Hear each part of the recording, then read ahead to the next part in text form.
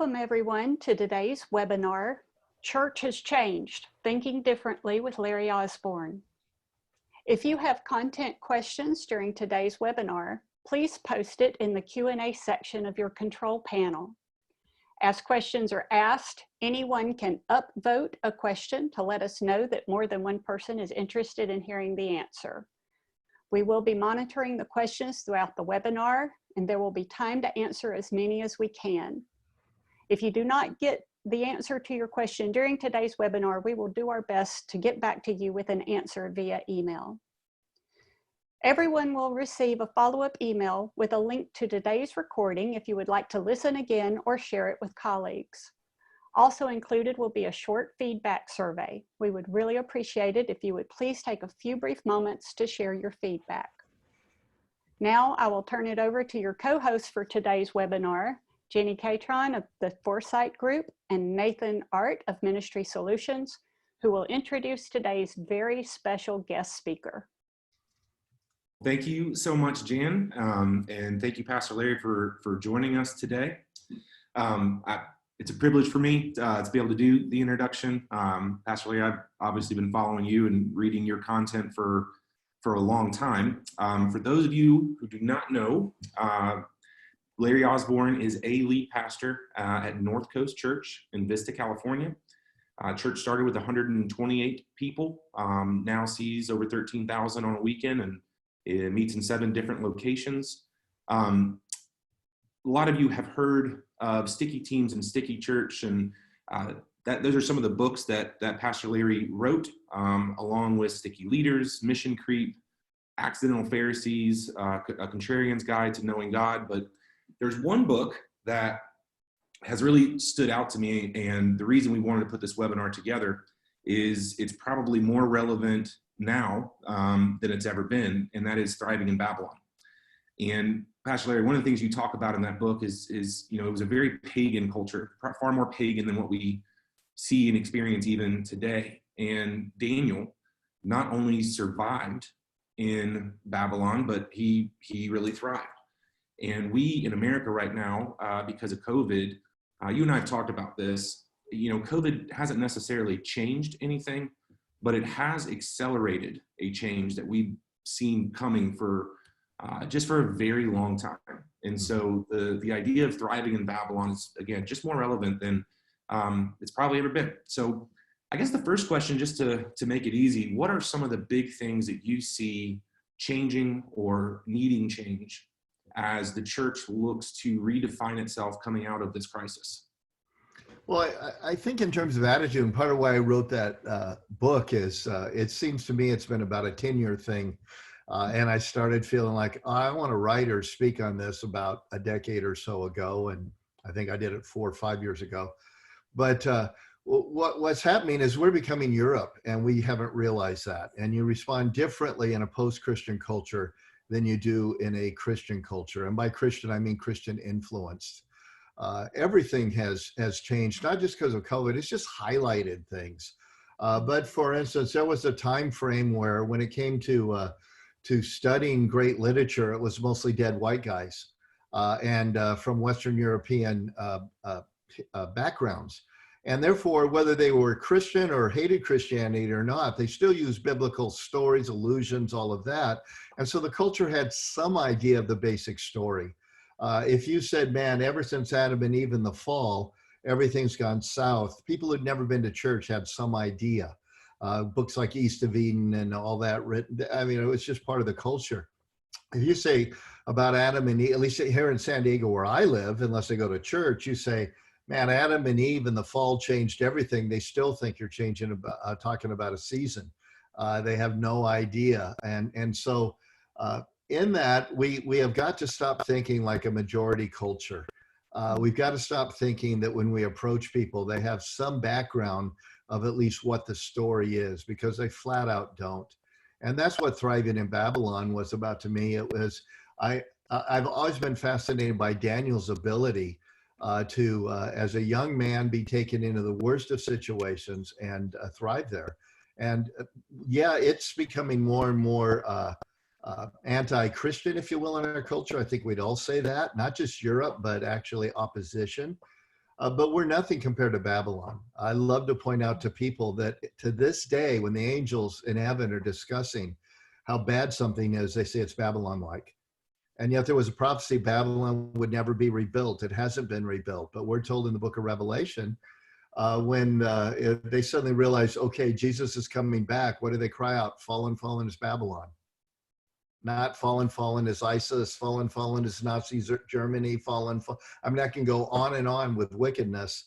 The personification of all wickedness biblically is Babylon. Hmm.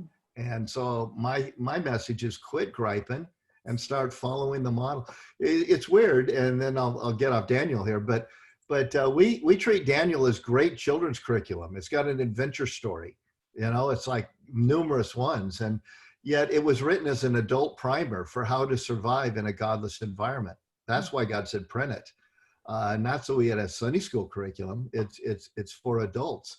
And as he writes his autobiography, he begins with, in the 3rd year of the reign of King Jehoiakim, the Lord delivered Judah and things from the temple into Nebuchadnezzar's hands. So he's got this cornerstone of God's in charge. Not only that, he's in charge of who's in charge, and not just at the highest level, every level. And he starts out like every writer does, saying, if you know that I knew this, now everything I did and every attitude I had that follows will make sense.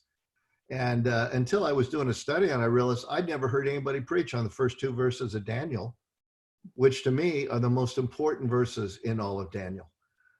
And everything makes sense. So it was really written for leaders. It was written for marketplace folks, and a little bit for those just feeling the angst of like, what are we to do? And it's like, oh man, there's so much for us to do. And we're not here by accident. Wow. So good. That's so good. Pastor Larry, will you talk a bit to, you know, the new normal as we're all trying to figure out, you know, as we're adapting to the challenges that COVID-19 has presented. What, you know, the digital age is changing the way people experience church going forward. What are you seeing, and what are you encouraging church leaders? How do we need to be adapting to this reality that we find ourselves in? Yeah, well, Jenny, I think there's a couple of things that I'm seeing. First of all, I'm seeing a lot of good stuff put out there by leaders talking about the new normal. And it's pretty common. So I don't want to talk about the stuff we've all been hearing and saying, but I also see some junk out there. And the junk is a common problem in my entire lifetime in ministry. I've looked at and shaken my head. Nobody believes you at first. They only believe you through the rearview mirror. You were right. And what we have a tendency to do is to straight line today as if it will go on forever. So for instance, we talk about millennials or the next gen or whatever it is they are like, and we take a picture of somebody 18 to 24 or 30, and we think that's what they're going to be forever. Well, if that was true, I'd still have a ponytail and be living out of a VW van, you know. Life changed, and it changes for every generation, but we take these snapshots. That's my easiest illustration. As leaders, we got to be careful we don't say this is how you reach XYZ. And I'll just pick millennials. You know, millennials, of course, very selfish and want a job that's going to change the world, et cetera, and is all unique. And when I hear that, I go, have you ever talked to a boomer? They're just as selfish, but they don't talk about a job to change the world. They talk about legacy as if they really have one. The whole culture has moved that way, if that makes sense. And things are constantly going to change. So when I hear about the new normal in ministry, I hear a lot of stuff that takes what we're experiencing right now and assumes that somehow human nature has changed. I go, mark my word, it doesn't change. That a few years from now, whenever this is done, we're going to rather go to a football game that's absolutely packed out than one where the half the stadium is filled. You know, that's a loser game.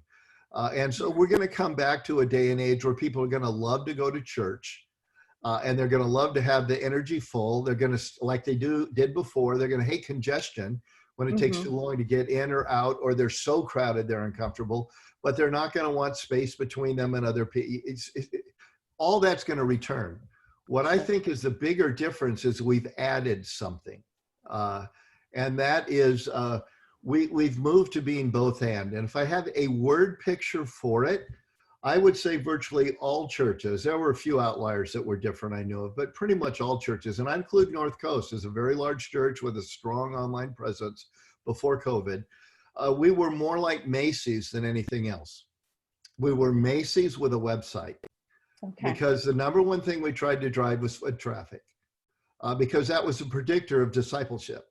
And Macy's tries to drive foot traffic because that is the predictor of sales. And so when some places began to open up, I was reading, I think, Wall Street Journal, an article about Macy's being quite excited that more people showed up and spent more money than they thought. But again, it was still foot traffic with a website. Right. The future, I believe, absolutely is going to go to Target and Walmart. Not Amazon. You know, once in a while I read everything's going on. No, not Amazon. But Target and Walmart were having their lunch eaten by Amazon. So what they did is they decided to make a great website for each of them. And as an organization, they are agnostic as to where you buy their stuff. And by the way, they haven't shifted to being primarily online. You know, the Target near us is going through a major remodel. They're constantly updating. They spend a lot of money on their physical presence. So it wasn't we were this and now we are that. It's a both and world. And that's what I see as the new normal, is those are going to succeed. And obviously a church plan or its various early days, you can't do that. You got to do what you do best. But I'm really thinking somewhere 400, 600, definitely 1,000 or more, that we need to stop having, for instance, what we always did when we were Macy's. We had a shepherd over our online ministry. And the job was to take care of those who were there. If you had asked me, I'm going back just months, and we had by one of our campuses a family that 4 Sundays out of 6, they watched online and only came twice, and they were 3 miles from one of our campuses. We would have wanted to drive them to the campus. I wouldn't say that anymore, because as we have upgraded our online experience with something different than just a camera shot of what we do in the building, but something designed for online, which is, again, you go into Target, it is designed for the physical presence. You go to their website, it is designed for web. And as I said, they're agnostic about where the purchase comes. I think the church of the future is going to be agnostic about where the information comes from. We're still going to want to get people rubbing shoulders, because discipleship is a combination of 2 things. Information, because without a renewed mind, I can't have a transformed life. Right. But it also needs community. Right. The community is not 200, 300, 400 people or thousands of people where you recognize a face but don't know their name. Biblical, you know, that was never even in existence until we had the mobility we have in our culture, automobiles. Sure. Throughout almost all of human history, it was a small neighborhood, Leave It to Beaver, small neighborhood of everybody knowing everybody's business, which now we tend to hate. And iron has to sharpen iron for discipleship. But it's a completely, if this makes any sense, I think it's a completely different mindset. Those are going to be very successful, going to come out with agnostic to the information and pushing people towards community, some of which will be part of our church, and some of which we will be simply a secondary source of biblical information. Oh, wow. And so the pastors and churches I like personally coach, I'm encouraging them to think through the difference online, because most of us have much more reach than we used to have, right? Yep. But we need to understand the distinction between somebody that really like yesterday, I had my car, I foolishly scraped a pole and had to take it in to get fixed. And I won't go into how ridiculous those expenses are. My goodness. But I found out the general manager of the dealership knows North Coast Church. He listens every single week. He talked about my sermon last week, the other 2 teachers.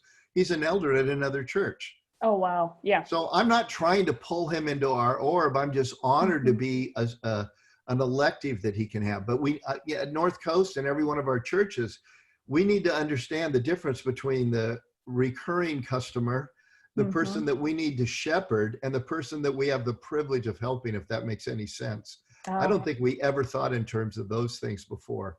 So to me, those are the shifts. And if I had to sum it all up, it'd be get a staff together and say, how were we like Macy's? And how would we be like Target or Walmart in the future? What kind of leadership would we have? What kind of funding would we have? What kind of programming would we have? For instance, I think a lot of us are going to have to think, the larger churches, we have the resources, probably need to put something different online going forward, designed for online, than just the shot of what we did. Because in the past, everybody checked out North Coast Church by going to see it. So we had a whole worship set, but nobody sings to a screen, come on. Right. And we had longer sermons. Our sermons would be 50 minutes. And in our teaching style, that worked really well for us. No complaints, that's too long, and et cetera. But online, I don't want to see a 4 for sure. Things are shorter, the shot is tighter, just all kinds of stuff is done differently. So we're debating now, are we going to shoot maybe on a Thursday, like this Thursday I happen to be preaching? Are we going to shoot that shot with internet stuff, a shorter time?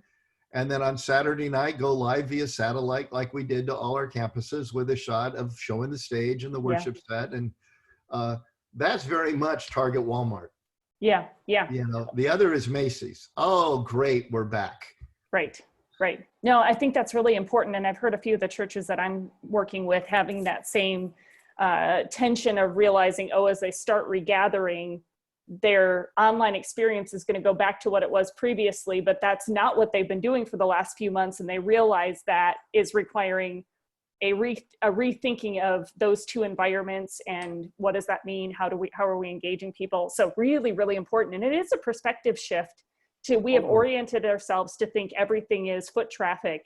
And this is, this season is proving that has changed, or maybe it always was that way and we're just waking up to it, is probably more realistic. Well, no, I think it's changed. Like, for instance, some of the things I just released on my YouTube channel, I think it was today or yesterday, a thing that says stop measuring the wrong things. And some things just going forward don't count anymore. The old Outreach 100 was an incredibly helpful tool. And and I knew that some people, exaggerated and all this, and therefore some people didn't want to be on it for egos, etc. I loved it personally because it was like once somebody ran the 4-minute mile and it was widely known, all kinds of people ran a 4-minute mile. So I would look at that and go, oh, this is possible. Thank you for doing that. And everything calls out sin. It's just who we are. But that model's broken, because what's going to happen with the improved internet thing, I am going to have now parents who, instead of showing up, how pastors and worship leaders get mad at the young families for showing up 20 minutes late, forgetting what it's like to have a kid poop out a diaper and can't find a parking space or God knows what.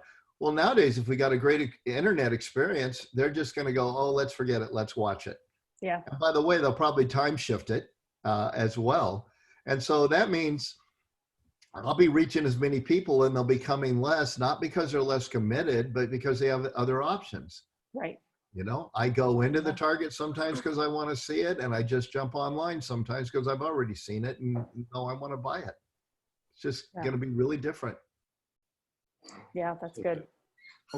Yeah, and it seems to me, and what I'm hearing you say too, is the more high tech we get, the more high touch will be required. If we really want to disciple people and lead people, it's not a replacement. It actually should enhance our... Everything needs to be customized, and always has and always will. Yep. And when I used to give a talk, we're not in Kansas anymore, in which I talk about some, time shifting and certain cultural changes that were going on. And sometimes I get pushback that everything's customized and personalized now. And they go, what about Amazon, man? And I go, no, my homepage is completely different than yours. They have found a way in which I can never talk to a human being, and yet they're highly personal, high touch. So that will never be lost.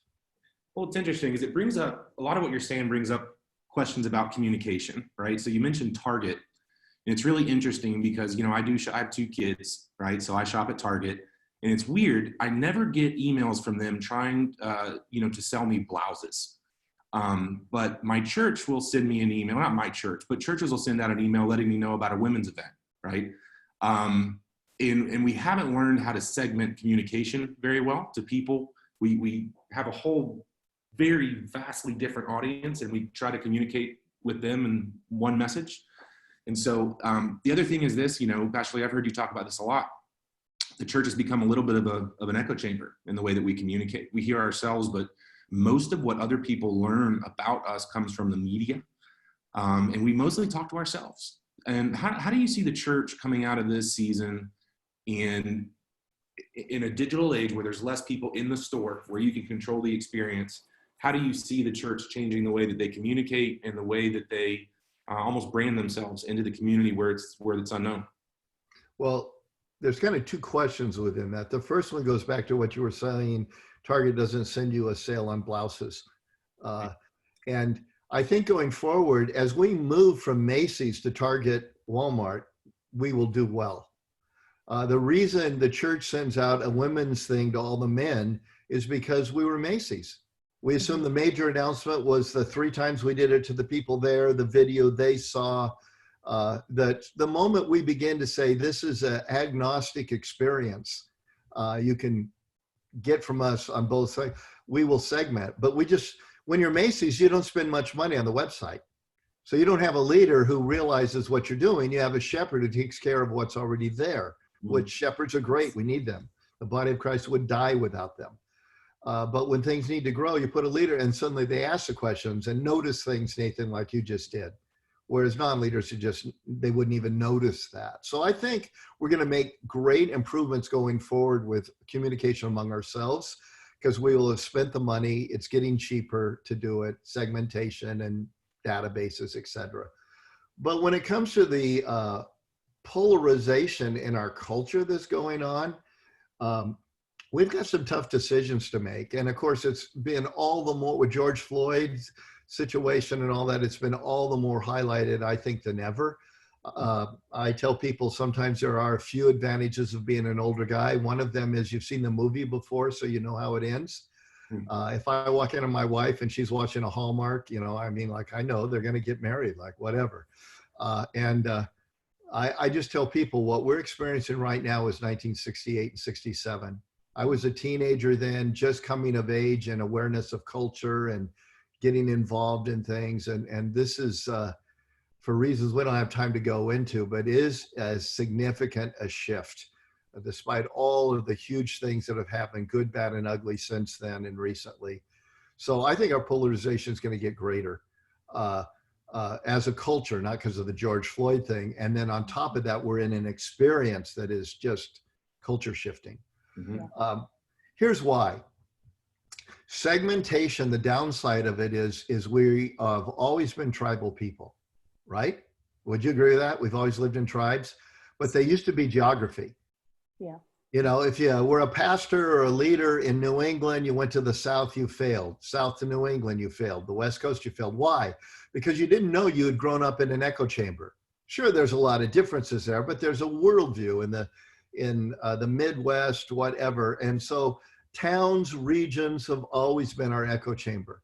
But now we still have echo chambers, but they're not by geography because of media, they're by choice. Yeah. And so you could have essentially 2 echo chambers living right next to each other in an apartment building. Whereas before it was geography. Is this making sense, this part? So, okay, so as I build on it, what pastors have to realize is nothing's regional like it used to be. And that's why you feel like, my gosh, there's a landmine every time I speak to culture, every time I speak to the news, every time I speak, because yes, you now are speaking to New England, you're speaking to the deep South, you're speaking to the West, to the Northwest, they all just happen to be sitting next to each other in chairs. And because I get to choose my echo chamber, the echo chamber is getting stronger and stronger. For instance, I tell people there's no news anymore as you try to figure out how to lead your church. What happens is it's only opinion. You listen to MSNBC or CNN or Fox or wherever it is you listen to or watch or read more for affirmation than information.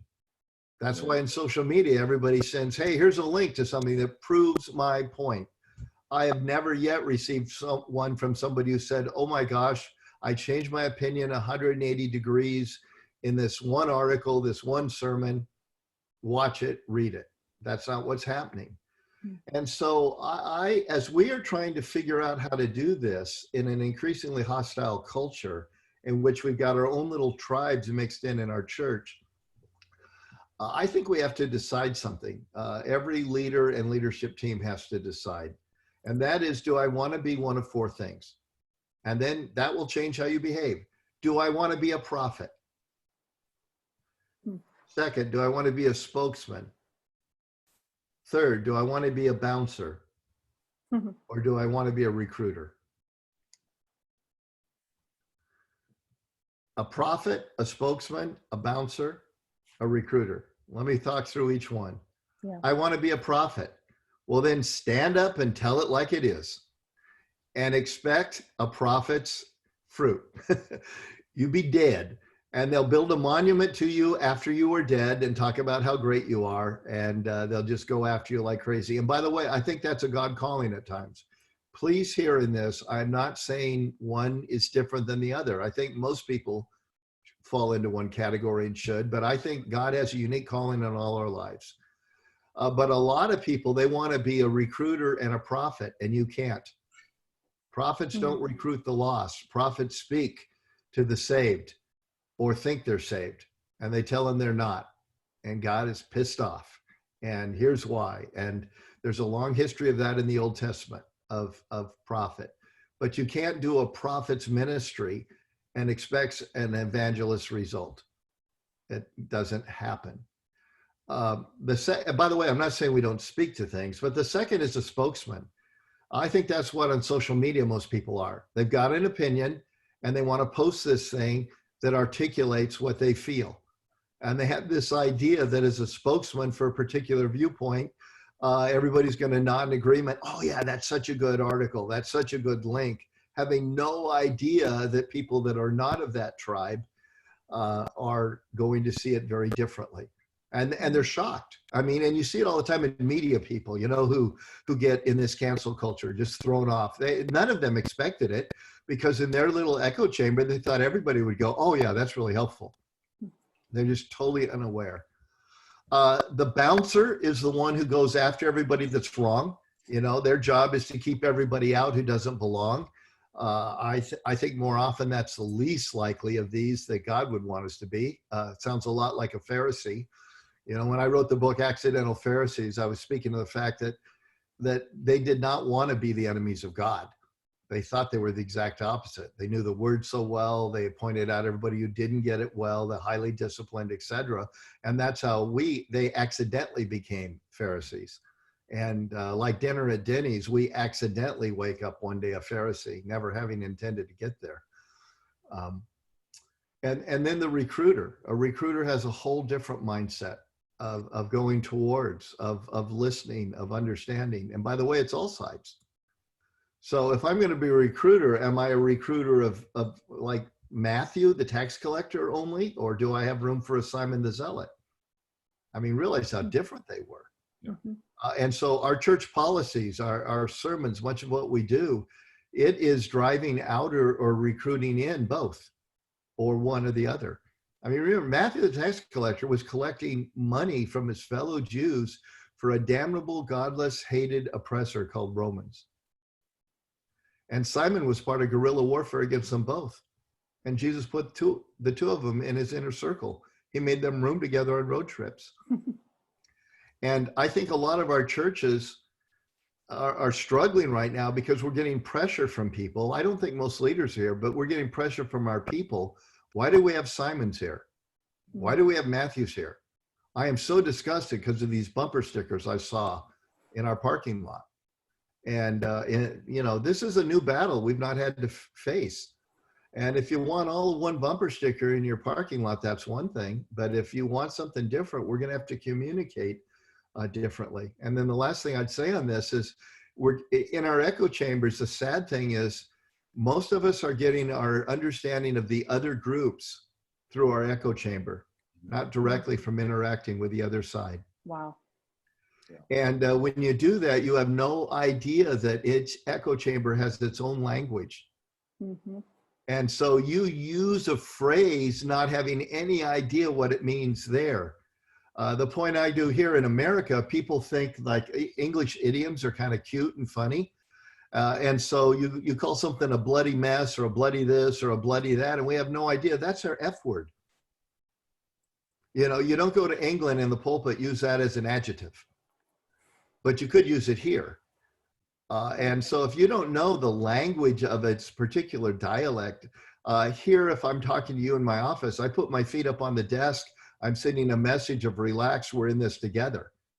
But if I do that to someone from an Asian background, Thailand, I remember how learning this the hard way, talking to a guy, I might as well have been flipping him off. It was the most insulting thing you could do. And the problem with our echo chambers is we're getting up right now saying things and doing things and not having any idea that we've just lost our ability to recruit to a whole bunch of people who need Jesus. Wow. Yeah. Wow. And that is my big fear coming out of this, is we're going to become kind of in the old days when Christianity ruled America and then denominations fought. We're going to be each church going to be its own little echo chamber. I would, this is a little bit of a sensitive question, but I don't never seen you get shy, but you know, Pastor Larry, Okay. my pastor is Black. We have the privilege of serving quite a few African-American churches. And on this note about being an echo chamber, you know, there's a sentiment of apathy where the white church hasn't actually made those issues their issues. And there's always also this balance of how much does a church get involved in politics. How would you address, because right now there's another pandemic that's going on, and people are obviously outraged. They're looking to see the church lead through this time, and I firmly believe that Jesus is the only answer to all these problems, but people are very shy to step out of that comfort zone and kind of make a social issue a church issue. So talking about echo chambers and getting out of the echo chamber, this would be one of the times that I feel like we could really make a difference. What do you see for leaders, the role or the limits or lack of limits in their ability of stepping out of an internal culture and addressing social issues that may not pertain to 90% of their congregation? Okay, I'm going to give a description, not a prescription, and speak to my understanding, because I started very intentionally with the 4 models. Yeah. And I have some friends who feel called to be a prophet. Mm-hmm. I pray for them. I do not criticize them. I rise up and call them blessed. But I think what happens in a lot of times is we let social media force us to be what we weren't called to be. Mm-hmm. You know, every pastor knows that you have people coming to you with a really great vision, and they want your time, your money, and your energy for their vision. And they have no ability to understand God already gave you a vision. If you're in a denomination, you've probably experienced that. Or on high, they've come up with an idea, and the larger your church is, the more they want to mobilize you for their vision. But God already gave you a vision. So I think the pressure, and we feel it here at North Coast, especially via social media, where 100 people feels like 10,000. Mm-hmm. You know, again, before COVID, we were over 13,000 people showing up on a weekend locally, and we get 100 emails, and we just think like the whole church feels this, and so you end up responding to it, and you can lose what you were called to. Mm. I'm a recruiter. Okay, I have a prophetic voice at times, but I prefer to drip in prophetic issues as opposed to shout them on the corner. That's how God has worked in me. Again, description, not prescription, but I think a lot of people are that way. And so to me, that leads to what I call the Switzerland principle. In most cases, I'd rather have people annoyed at me that I didn't address the issue enough than so angry at me they've left and I never get to talk to them about Jesus. Now, that doesn't fit if your calling is to be a prophet. But if your calling is to be a recruiter, I mean, let me go the 2 extremes: Black Lives Matter, all lives matter type of thing, which are, of course, in each setting code words for so much more, and different people don't understand it. You know, they jump to all kinds of goofy conclusions. We're getting Chris Brown, myself, Christopher Hill, we get all kinds of little social media posts about us, comments, etc. that we're not addressing, and they'll have both of those phrases in them, ignorant of what they mean to someone else, okay? And at this point, I'd rather people be kind of annoyed. And by the way, we have addressed these issues because the scriptures are quite clear. You know, I just recently did a message on Acts, the first 10, we're going through Acts. I look back at Saul's conversion, the 10 unlikely groups of people he invited to the party. No one got the priest who persecuted them, the Samaritans of all people, an Ethiopian eunuch who couldn't go in the temple, an arch enemy who'd killed off some of them, and then last, Gentiles. Like, guess who's coming to church? So I can address that. But if I get prophetic in a strong way, that becomes 3 or 4 messages in a row. I don't annoy people, they leave. And I've heard people look at me and say, well, so what? They need to leave. And what they don't understand is, okay, but do understand you're taking a prophet's role. If you're taking an evangelist role, you want to come alongside. You know, again, I want bumper stickers for all sides of the issue. You know, I want a BLM bumper sticker on the back of the car and some guy driving his 4x with a Confederate thing. And because I want people who haven't grown to full maturity in Jesus here, as well as people who understand how the gospel applies to all social issues. So my advice to a leadership team is figure out what you are and be that, hell or high water. But don't be the kind of person who just a kind of church that just gives into pressure like this, because you're going to wake up one day going, how did we get here? Yeah. C.S. Lewis had the senior demon talk to the junior demon. Back then, Nazi Germany was rising up. So the big issue of that day was pacifist or militarist. And just as big as any issue we're facing, absolutely. Hitler we're talking about, Nazi Germany.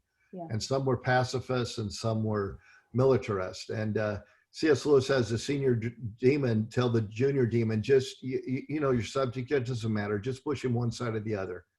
Because if you can get him to think it's an important part of his religion, he will soon easy push to think it's the most important part. And it's the tiniest of push to have him think it's more important than his religion.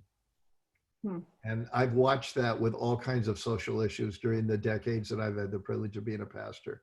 Yeah. So I think you address things, but first ask Jesus, what have you called me to do and be?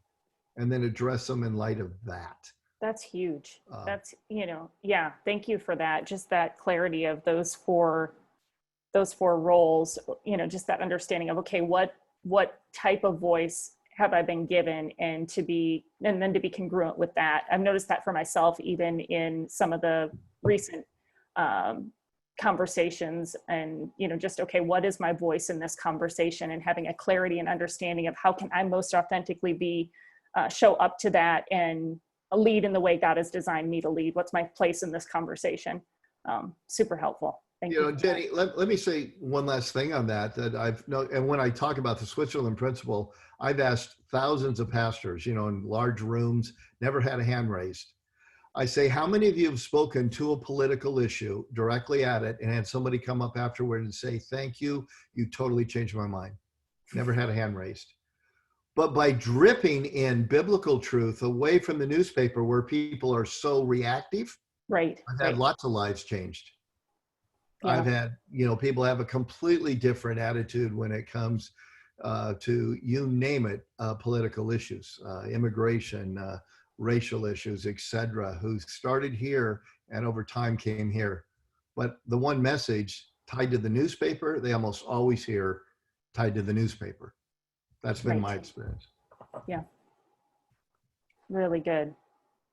Really good. We actually, Pastor, we've got some really good questions in the chat, just from feedback from some of the things that you said. I know we had a list of things that we were going to talk about, but some of the questions are really good. If you don't mind, we could probably jump into some of these. Wherever you want to go, I'm here to serve. All right, man, let's do it.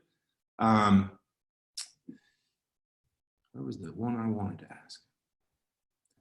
Yeah. So evangelism and discipleship, separate issues, right? What we're seeing is that digital is this incredible tool for evangelism, but it will never replace in-person discipleship and actually growing people. You and I talked about this, the parable even of the sower.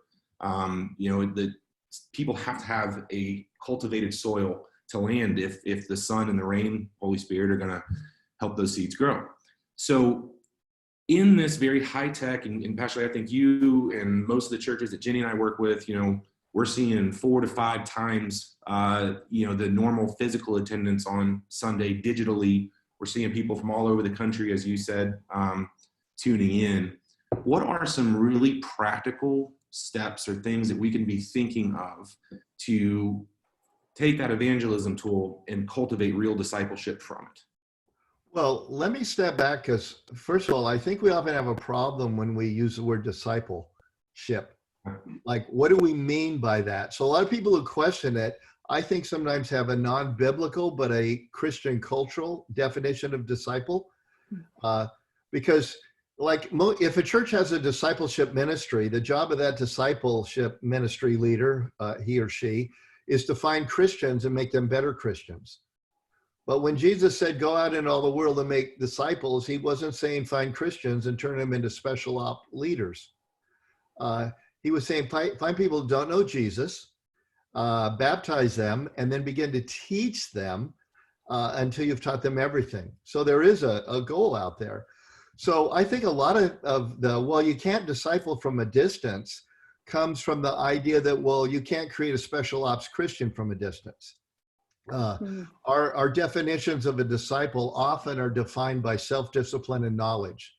So robust theology and a robust sense of self-discipline makes you a better disciple. I've kind of noticed many of the best discipleship models I've seen are led by type A personalities in every area of their life.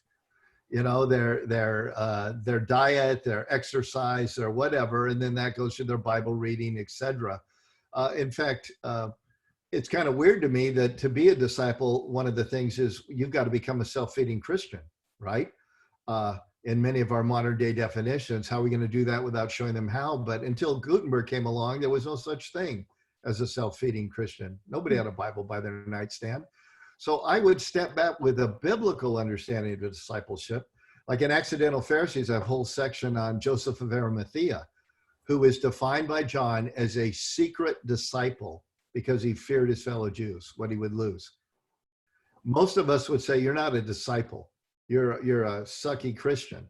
Well, I go, no, you're a sucky disciple is what you are, and I need to help you grow. But if my definition of disciple means growing in obedience, right? That to me is the biblical definition. A follower of Jesus isn't suddenly becomes a superstar follower. You start at a bad one, a secret one, like both Nicodemus and Joseph of Arimathea were, who, by the way, are twice called disciples in the New Testament in that condition. And then you help them grow. So if the path of discipleship is getting people to take the next step of obedience, a lot of that can be done online. And if people can follow Jesus in prison, people, solitary confinement, whatever. So if you mean, how do I create a leader, which is about the next step of sacrifice and all kinds of stuff, yeah, that is done hands-on. Right. But there's an awful lot of discipleship that can be done from a distance with the work of the Spirit and the information of Scripture, creating that renewed mind that creates a transformed life. So that's part of, I'm a bit contrarian, no surprise, when it comes to discipleship. Like, how can we disciple? And I go, no. Your definition of discipleship is leadership development.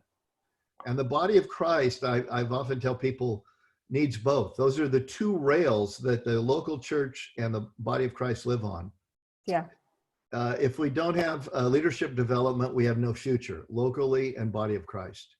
If we don't have discipleship growing in obedience, we don't have any salt and light. Right. But once discipleship, the top rung of discipleship becomes leadership, we've made a huge mistake. We've turned it into a monorail. Yeah. And the train was never meant to be a monorail. It tips over. One side, you get arrogant leaders looking down on everybody else, or despairing non-leaders who think they will never measure up. Wow. That's so...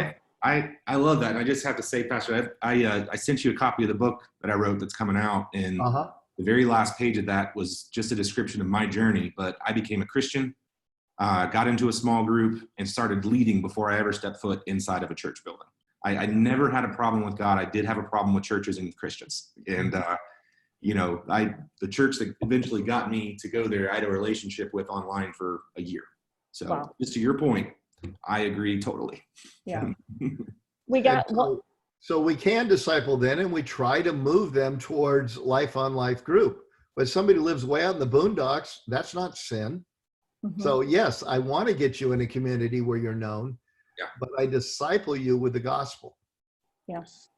Practical follow-up question to that we got is asking if you could talk more about what can be done from a distance, like how much of a discipleship track could be offered online, like the next steps offered online.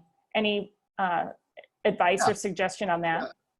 Some of the churches I work with are trying all kinds of different things, such as you can create curriculums that are taken when needed and as needed, because what we often do in our discipleship models are linear. 101, 102, 103, right? And I always tell people, if you really want to disciple people, you probably should get rid of that. And if you want to do it online, you certainly got to get rid of it. Because when we look at our own lives, we all take the same courses eventually, but we take them out of order. Mm-hmm. So you can provide that information in a lot of ways in which you're driving engagement to those things, but not like you got to take 1, then 2, then 3, then 4, then 5, then 6, because you'll have an awful lot of fall off if you do that, especially online. Another thing I tell people is you can get people to gather online. Let's say you have a lot of people from the same zip code that have started listening to you. What we've fallen into the trap of is we think making an announcement is launching something. And we've lost the church planner's mindset, which realize you don't make an announcement, you go and get people. Yeah. So what I advise, and it can't happen in some massive church, but a smaller church, I'll tell the pastor, if you've got a bunch of people in this city that are watching, why don't you send an email to them and say, I'd love to meet you, and have a Zoom meeting that you're at, not your small group leader, you're at. Mm-hmm. And almost 100% of the people will be there if the person they've been listening to says, I'd love to meet you. Right. And then if you think a small group ought to start out of it, why don't you say, you guys want to start a small group? I'll lead it for 4 or 5 weeks a month. Right. See, that's the church planner's mentality that most churches lose at 300 or 400. Yes. They do not pursue individually. They just pursue informationally.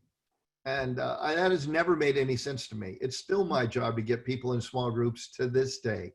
Right. If God puts them across my path and I meet them. Oh, that's so big. Let me pivot to another question that a lot of folks have upvoted. And it's this coming from Peter. He says, can you provide examples of staff or volunteer roles that may need to be added or tweaked in this new environment? Great question. Practically, what does pivoting look like for churches in terms of personnel? Big Very question. good question. I think going forward right now, the churches that have done it the best have told people, you still have a job, but it's a different job. Mm-hmm. You are now in either congregational care or you're part of our tech and internet team. So that you have someone who was used to write curriculum and get volunteer teachers and all that. There's nothing for them to do. But this is an opportunity to say, hey, we're all going to learn to make X amount of calls every single day through people. In fact, this should be a time of higher touch than ever before. Chris Bell in Mobile, Alabama just did a great job of this early with his staff. And they called through every single person that had attended, donor, you name it. He just divided the staff. Yep. And it was all, how can we pray for you? And people were getting better care with a shutdown church than they have before. So the first thing we've got to do is start thinking in terms of functions that need to be done instead of roles on an org chart. And I'm sorry, if you want a job, it's a new function and not the old. So that's number one. I think number two during this time, and as we pivot, we're going to have to spend more money in the internet realm than we ever did before. That YouTube thing on stop measuring the wrong things, I'm talking about financially, we need new metrics.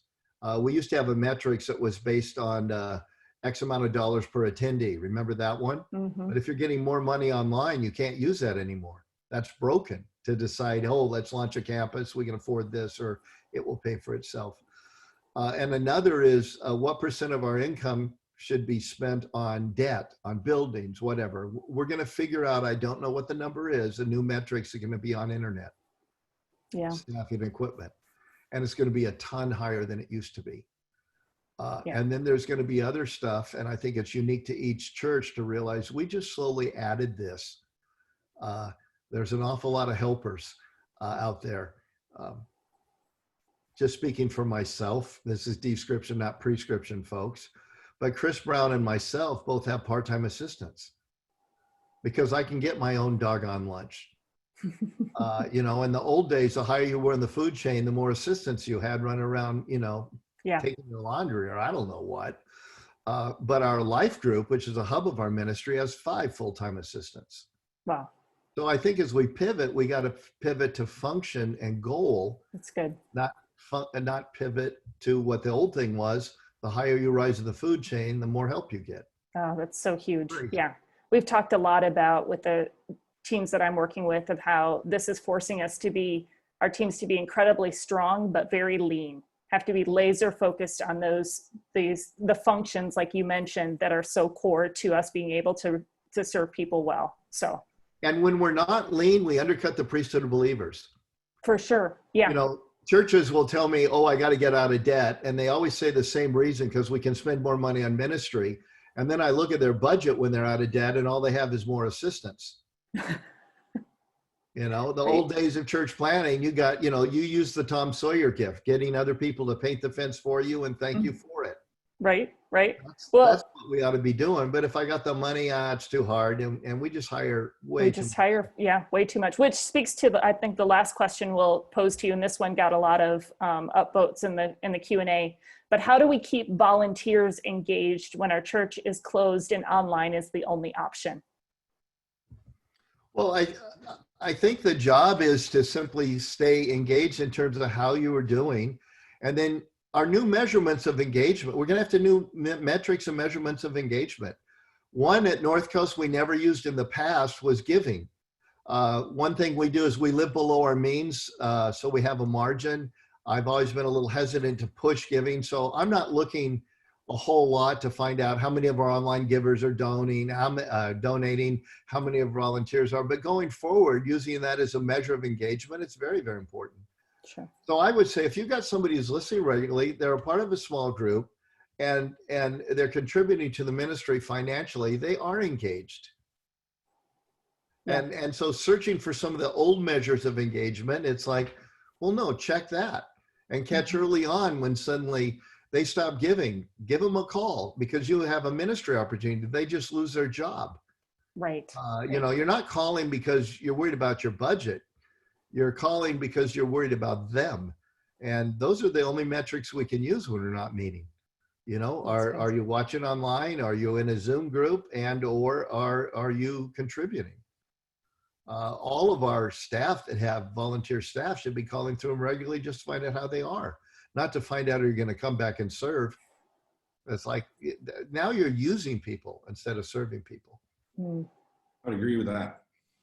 Yeah, one practical idea that was shared with our executive leadership team a couple of weeks ago too was they had about, I think 60% of their giving was digital. And so they put together their volunteers and they called all the people who were cash and check givers and literally stayed on the phone and walked them through how to sign up for online giving. So, I mean, I think it's great that people are making those phone calls, and we did it 4 weeks ago and we're checking on people. It's another thing for people to actually consistently hear from us and asking the question of how can we serve you? How can we pray for you? How can we walk through this journey with you? As one example of driving behavior, I know a church that went from 40% online to 80% doing just what you said. Wow. And so like, what is it? You know, we did something similar with a food drive because all the food places were out of food now. And we used to average 4 service projects a day. but the stuff we used to do, you can't do anymore. It's not even allowed. Right. And so we had to figure out a new thing. And then it was incredible what we got done. I mean, I think 4 times the largest thing that had ever been done in the community was done by just our little old church, because we contacted people individually. Yeah, no, it's so good. Well, Pastor Larry, there's still quite a few questions, and if we did not get to your question, we will do our best to get back to you in writing as soon as we can. But Pastor Larry, are there any closing remarks or anything that you would just want people to know before we close? Just keep at it. You're not here by accident, and what's happening right now, the Lord is not up there going, oh my gosh, what do I do? And we've had this incredible privilege of being placed in this unique cultural and medical time. And I just say embrace it. It's like he trusted you enough to be here. Be encouraged. That's one of the things I love about the heroes in Scripture. They were realists, but they never lost hope and optimism because they knew how the game ends. And when I know we win, who cares what the score is in the third quarter? That's great. Well, very good. Well, and I wanted to say this too, and it's not a big book promotion. I know, Pastor Larry, you probably get $1 or $1.25 for books, but man, I just, the reason we wanted to put this together is, again, I think you wrote one of the most relevant books, and you didn't write it during COVID, but Thriving in Babylon. I know I got a lot out of it. I've actually given that as a gift to a number of different pastors, and so I would recommend, if you have not read Thriving in Babylon, I think you'll get a lot out of it. And it may not be prescriptive, where it tells you exactly what to do, but it's a great resource on how to think about changing culture and our role in that changing culture during this time. So would encourage you guys to look for that. We will send this out, by the way, with a link to download this recording, and also have some additional resources for those. And again, for those of you that ask questions and we didn't get to them, Jenny and myself will email you back and do our best to get those questions answered. So, Pastor Larry, this has been truly a privilege. Really, really grateful for you taking the time to be with us today. And if you are a part of the Executive Leadership Summit, we are going to do a quick breakout group after this. So just kind of stay on. So thank you for everybody for being here. And thank you again, Pastor Larry, for just for spending an hour with us. It was really great. Great. Thank you. Thank All you. right.